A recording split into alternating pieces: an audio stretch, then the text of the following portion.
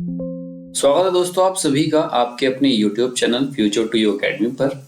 एक बार फिर आप सभी के लिए एक टॉपिक लेके आए हैं जो है हमारा mode of occurrence of minerals. देखो वही हमारा चैप्टर नंबर 5 जो कि है मिनरल्स एंड एनर्जी रिसोर्सेज, उसी की वीडियो है, उसी को आगे हम चैप्टर को बढ़ा रहे हैं। पिछले चैप्टर में हमने जाना कि पिछली वीडियो में हमने जाना कि what is mineral, what is rocks, combination उनका कैसे होता है, अकरेंस कैसे होता है, क्या फैक्टर्स होते हैं उनको फॉर्मेशन के लिए, ये सब चीजें हमने जानी। देखिए तो आज इस वीडियो में जो हम पढ़ने वाले हैं वो हम पढ़ेंगे मोड्स ऑफ अकरेंस। ओके, तो मोड्स ऑफ अकरेंस में हम जानेंगे कि किस तरीके से ये अकर करता है, ये मिनरल्स हैं ये किस तरीके से आते हैं, इन्हें कैसे बन जाते हैं, तो where are these minerals found, ये कहाँ पर मिलते हैं। तो देखो हम बात कर लेते हैं, इसको स्टार्ट करते हैं कि minerals are usually found in ores. ये हमें पता है कि शब्द आ गया यहाँ पर, ये ओर्स। ये ओर्स क्या है ये जानना बहुत जरूरी है। शब्दों का खेल है बेटा, शब्दों का ज्वाला है, यही तुम्हारी बेड़ियां पिघलाएगा, ये चीज को याद रखना। हाँ, तो minerals are usually found in ores. The term ore, अब देखो आगे ये खुद बताएगा, मुझे कुछ बताने की जरूरत ही नहीं है, ये खुद बताएगा। पूरी किताब जो एनसीईआरटी है ना, एनसीईआरटी को कभी भी किताब मत बोलना। NCERT is not a book, NCERT is not a book. According to me, it is notes in itself. तो कहने का मतलब ये हो गया कि नोट्स वाली जो भी चीज होती है उसमें से हम कुछ भी स्किप नहीं करते, वहां पर सब कुछ प्रत्येक लाइन में कुछ एक इम्पोर्टेंट चीज होती है। तो इसीलिए एनसीईआरटी को मैंने बोला है एनसीईआरटी एक किताब नहीं है, एनसीईआरटी अपने आप में नोट्स हैं और वहां पर सारी चीजें बहुत अच्छे से दे रखी हैं। स्टैंडर्ड बुक इसीलिए बोल रखा है इसको। देखिए अब मिनरल क्या है, ओर्स हैं। The term ore is used to describe an accumulation of any mineral mixed with other element. क्या लिखा हुआ है, ओर का मतलब ये होता है कि किसी एक प्रकार के मिनरल किसी दूसरे एलिमेंट के साथ मिले हुए हों, एक्युमुलेट हुए हों, वही क्या कहलाएगा, ओर कहलाएगा। अब ओर हो गया, अब इसमें क्या है, अलग अलग तरीके के मिनरल्स में एलिमेंट्स मिले हुए हैं। अब कॉपर का ओर होगा तो इसका मतलब ये थोड़ी ना कि सिर्फ कॉपर का ही होगा। अगर कॉपर का ओर होगा तो उसमें से एक्सट्रैक्शन करने की जरूरत नहीं पड़ेगी, फिर तो वो कॉपर है ही। उसमें से क्या करना पड़ेगा, हमको सेपरेशन करना पड़ेगा। अब कॉपर के ओर में हो सकता है कुछ आयरन के भी पार्टिकल्स हों, कुछ एल्यूमिनियम के भी पार्टिकल्स हों, तो उसमें से कॉपर वाले अलग करने पड़ेंगे, एल्यूमिनियम वाले अलग करने पड़ेंगे, आयरन वाले अलग करने पड़ेंगे। इसीलिए अब क्या है, जब बहुत सारे एलिमेंट्स एक साथ मिले होते हैं, एक्युमुलेट हुए होते हैं, मिक्स हुए होते हैं, तो उस मिक्सचर को हम बोल रहे हैं यहाँ पे ओर। अब समझ गए ना, ओर क्या है, ओर अपने आप में ही मिक्सचर है मिनरल्स का, और अपने आप में ही मिक्सचर है मिनरल्स का। एक तरह का मिनरल नहीं होता है, कई प्रकार के मिनरल्स हो सकते हैं उसमें। Then the mineral content of the ore must B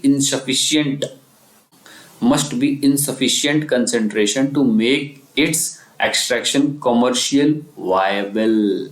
क्या लिखा हुआ है, जो किसी भी ओर के अंदर जो हमें मिनरल निकालना है वो इतना ज्यादा होना चाहिए, वो the mineral content of the ore must be insufficient, sorry ये इनसफिशिएंट यहां पर लिख दिया है, ये इनसफिशिएंट हो गया है, इन और सफिशिएंट के बीच में गैप है। तो क्या है कि ये हो गया कि the minerals content of the ore must be in sufficient concentration. कहने का मतलब इतने ज्यादा मात्रा में होना चाहिए कि उसको निकालने पर, उसको एक्सट्रैक्ट करने पर कमर्शियली वायबल हो। मतलब ऐसा ना हो कि उसको निकालने में इतना पैसा खर्च हो जाए जितने में वो चीज बिके ही ना। तो ये कहने का मतलब है यहाँ पर जो आपको इनसफिशिएंट लग रहा है, यहाँ पर इन और सफिशिएंट दोनों का दोनों अलग है। तो मिनरल कंटेंट किसी भी ओर के अंदर इस मात्रा में होना चाहिए कि उसको निकालने पर हमको फायदा हो, ना कि उसको निकालने में घाटा हो जाए। समझ गए। Then the type of formation or structure in which they are found determines the relative ease with which mineral ore may be mined. अब जो इनके जो फॉर्मेशन का जो फॉर्मेशन जो होती है या फिर स्ट्रक्चर होता है, वो अब ये डिटरमाइन करता है कि इसको निकालना कितना आसान होगा, माइनिंग करना कितनी आसान होगी. This also determine the cost of extraction. अब ये जो है, यही कंडीशन कॉस्ट ऑफ एक्सट्रैक्शन को भी डिटरमाइन करती है. कौन सी कंडीशन? उसके निकालने के तरीके को, निकालने को कितने आसानी से वो निकलेगा, आसानी से माइन हो पाएगा या नहीं हो पाएगा, इसके ऊपर डिपेंड करती है cost of extraction. It is therefore important for us to understand the main types of formation in which minerals occur. इसलिए हमको ये जानना बहुत जरूरी है कि मिनरल्स का फॉर्मेशन किस तरीके से होता है.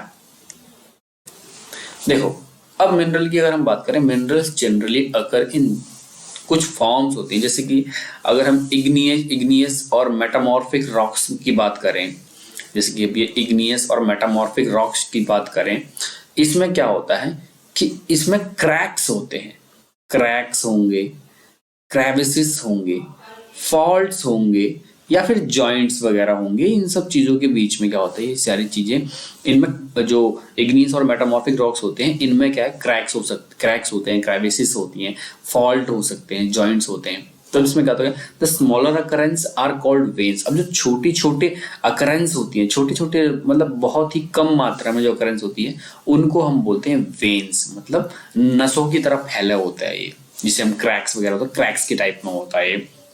And the larger ones are known as lodes. और ज्यादा मात्रा में जहां होता है ना, उसको बोलते हैं हम लोड्स. और जो जहाँ छोटे स्मॉलर अकरेंसेस, छोटे छोटे होते हैं, बहुत कम मात्रा में होता है, तो वहां हम बोलते हैं वेन्स में. और बड़े वाले को बोलेंगे लोड्स. इन मोस्ट केसेस, बहुत सारे केसेस में हम ये देख पाते हैं कि they are formed when mineral in liquid मॉल्टन.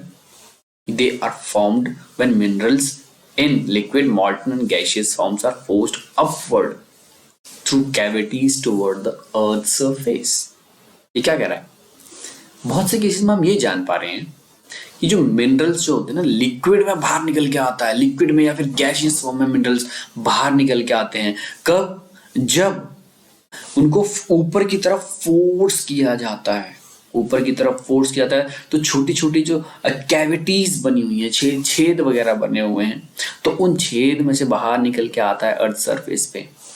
फिर जैसी अर्थ की सरफेस पे ये जो मॉल्टन मटेरियल जो है हमारा, मॉल्टन मटेरियल जैसी अर्थ सरफेस पे आता है, वो क्या होता है, अब ठंडा हो जाता है. और फिर ठंडा होने के बाद वो क्या हो जाता है, सॉलिड हो जाता है. As the rise major metallic minerals हैं कुछ. जैसे कि अगर हम कुछ मेटेलिक मिनरल्स की बात कर लें, तो जैसे कि अब हमारे पास मेटेलिक मिनरल हो गए, जैसे कि एक टिन हो गया, कॉपर हो गया, जिंक हो गया, लेड हो गया. ये सारे क्या है, हमारे मेजर मेटेलिक मिनरल्स हैं.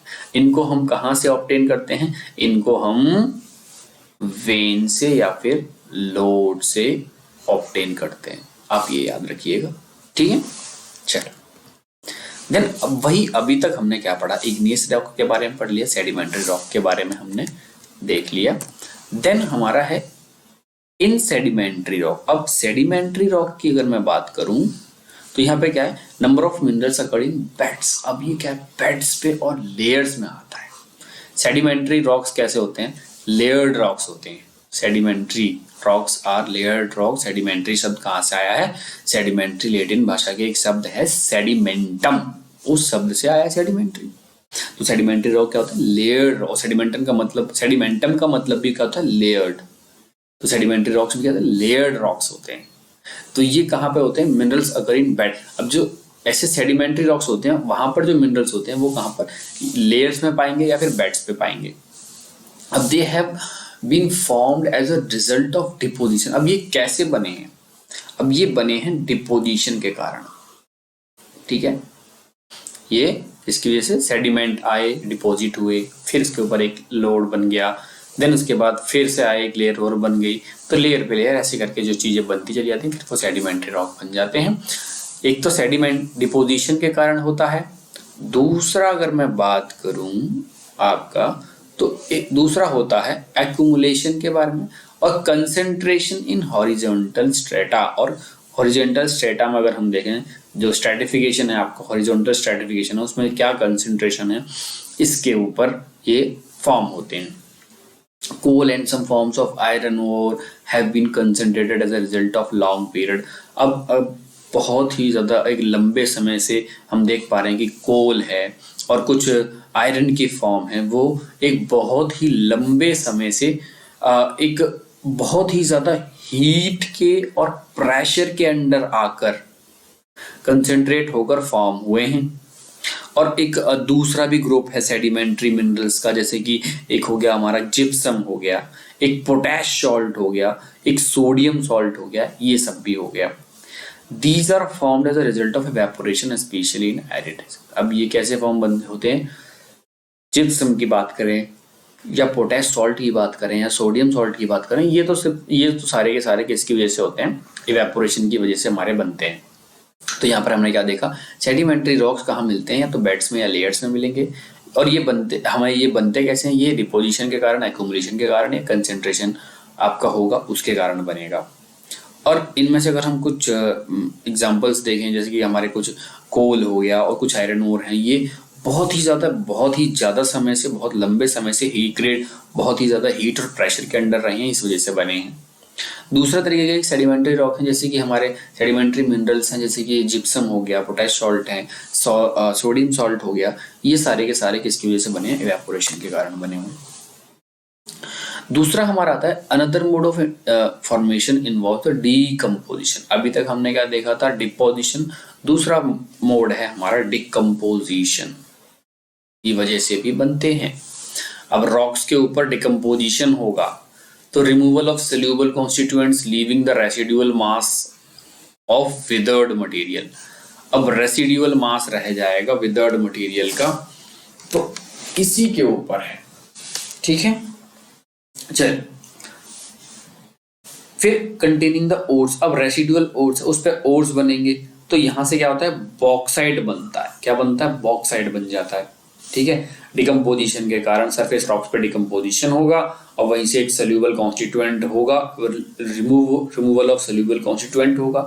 जो भी कॉन्स्टिट्यूएंट ऐसे होंगे जो डिसॉल्व हो सकते हैं या फिर जो सोल्यूब हो सकते हैं, तो सोल्यूबल जो कॉन्स्टिट्यूएंट होंगे उनको डिसॉल्व कर दिया जाएगा या फिर वो डिकम्पोज हो जाएंगे। फिर वहां पर डिकम्पोज होने के बाद क्या छोड़ेंगे, एक विदर्ड मटेरियल छोड़ेंगे। क्या, एक विदर्ड मटेरियल छोड़ेंगे, जिसको कि हम क्या कहते हैं, जिसमें कि ओर्स होंगे। अब ओर्स होंगे, अब ऐसे ओर्स से क्या क्या बनेगा, बॉक्साइड बनेगा। कुछ मिनरल्स ऐसे भी हैं जो एलुवियम डिपॉजिट से बनेंगे, ठीक है, एलुवियम डिपॉजिट्स से बनेंगे, जैसे कि in sands of valley floor and base of hills, these deposits are called placer deposits. जो एलुवियम डिपॉजिट जो सैंड से होते हैं वैली फ्लोर पे, या फिर बेस ऑफ हिल, जो हिल की बेस पे जो हमारे बनते हैं एलुवियम डिपॉजिट्स, जो वहां पे हमें जो मिलेंगे वैली फ्लोर पे मिलेंगे। जो वैली होती है, रिवर वैली जो होती है, उसके जो फ्लोर पे हम देखेंगे तो वहां पर जो हमें मिलेगा। और या फिर हम बात करें तो जो हिल्स का जो बेस होता है वहां पर जो मिलता है एलुवियल डिपॉजिट्स होता है। आप बड़ी क्लासेस में जाएंगे, क्लास 11th में, तो आप जानेंगे वहां पर पढ़ेंगे चीजें कि एलुवियल फैन नाम की एक चीज होती है, उसके बारे में हम देखेंगे लैंड फॉर्म्स में, वहां पर देखते हैं 11th क्लास में।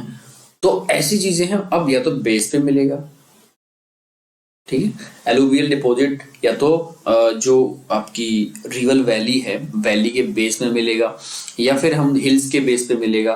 तो ऐसे जो डिपॉजिट्स होते हैं ना, ऐसे जो एलुवियल डिपॉजिट्स होते हैं उनको हम प्लेसर डिपॉजिट्स बोलते हैं। और इनमें क्या होता है, मिनरल्स होते हैं जिनको क्या कहते हैं, which are not corroded by waters, जिनको हम वाटर से कोरोड नहीं कर सकते या फिर उन्हें गला नहीं सकते हैं। जैसे एग्जांपल हो गया आपका गोल्ड हो गया, सिल्वर हो गया, टिन हो गया, प्लेटिनियम हो गया, ठीक है। ये कुछ बहुत ही ज्यादा इंपॉर्टेंट मटीरियल हैं, मिनरल्स हैं, जो कोरोड नहीं होते हैं पानी की वजह से, ठीक है। देन हम ओशियन वाटर पे अगर बात कर लेते हैं, the ocean water contains vast quantity of minerals but most of these are too widely diffuse to be economic significance. देखो ओशियन वाटर जो है ना, वहां पर बहुत ही ज्यादा मात्रा में हमें मिनरल्स मिल सकते हैं, लेकिन उनको निकालना बहुत मुश्किल है।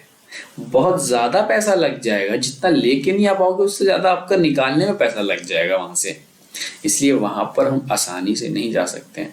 तो most of these too widely diffuse to be economic significance, ठीक है। However common salt, magnesium and bromine are largely derived from ocean waters, ठीक है।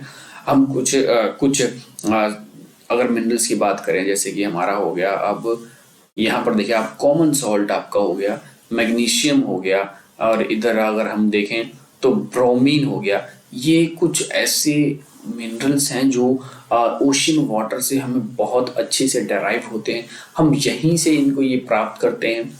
तो ऐसा कुछ द ओशियन बेड जो है ना आपका, जो ओशियन का जो बेड है, सबसे नीचे वाला जो पार्ट है ओशियन का, वहां पर आपको देखेंगे कि बहुत ही ज्यादा मात्रा में मैग्नीशियम के नॉड्यूल्स मिलेंगे। मैग्नीशियम बहुत ज्यादा मात्रा में मिलता है वहां पर। अब ये देखेंगे वहां पर कि मैग्नीशियम जो है बहुत ज्यादा मात्रा में मिल रहा है। देखो एक बार इसको फिर देखते हैं कि the ocean water contains vast quantity of minerals. अब ओशियन की जो वाटर है ना, ओशियन का वाटर, वहां पर बहुत ज्यादा मात्रा में मिनरल्स तो हैं माना, but most of these are too widely diffuse to be economic significance. ये इस तरीके से डिफ्यूज हो रखे हैं वहां पे, आपको मिलेंगे नहीं कि हम इकोनॉमिकली सिग्निफिकेंट नहीं, इकोनॉमिकली हम उन्हें आसानी से बाहर नहीं निकाल सकते, ठीक है।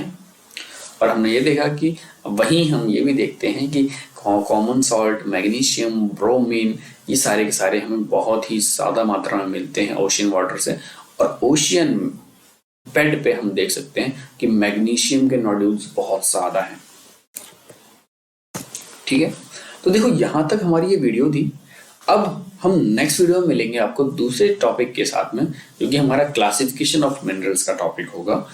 तो यहां तक आपको जैसी भी ये वीडियो लगी हो, आपको जो भी समझ में अच्छे से समझ में आया हो, जो ना समझ में आया हो, वो मुझे आप सीधा कमेंट सेक्शन में बता सकते हो। और आप चैनल को सब्सक्राइब नहीं किया तो चैनल जरूर सब्सक्राइब कर लो, यह आपके लिए बहुत ही फायदेमंद है। प्रत्येक वीडियो को मैं ऐसे एक एक करके डालूंगा। चलिए मिलते हैं नेक्स्ट वीडियो के साथ, तब तक के लिए धन्यवाद। टेक केयर, बाय बाय, जय हिंद, जय भारत।